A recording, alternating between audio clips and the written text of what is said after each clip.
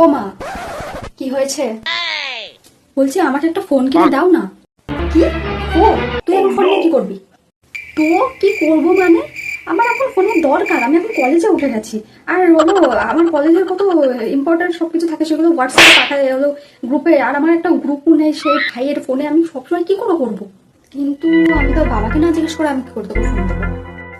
বাবা শান্তি শাহ, তুমি এই ভাইয়ের সময় তুমি জেদ করে বাবার সাথে তারপরে ভাইকে ফোনটা দিলে, আর আমার সময় বাবাকে জিজ্ঞেস করে দিতে হবে?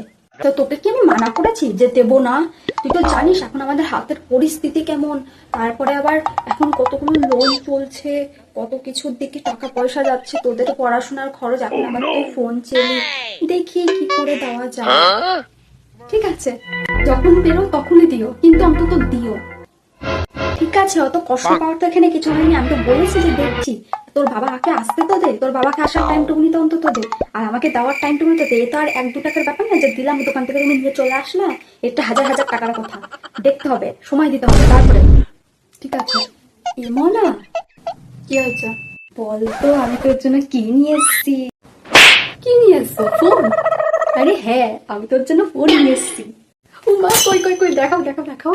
এই দেখ, এই সেই ফোনটা যে ফোনে ওই যে শুধু কি বলি হোয়াটসঅ্যাপ টসঅ্যাপ সব হয়। তোর এইভাবে পড়াশোনায় কোনো অসুবিধা হবে না, এতেই তো সবাই পাঠাতে পারবে। এনে নে নে।